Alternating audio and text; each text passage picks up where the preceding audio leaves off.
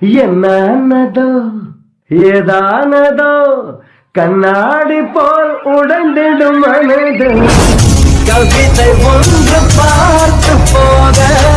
கண்கள் கலங்கி நானும் எங்க மழையில் சாரல் என்னை தாக்க விழிகள் இல்லா கேள்வி கேட்க எங்கேயோ பார்த்த மயக்கம் எப்போ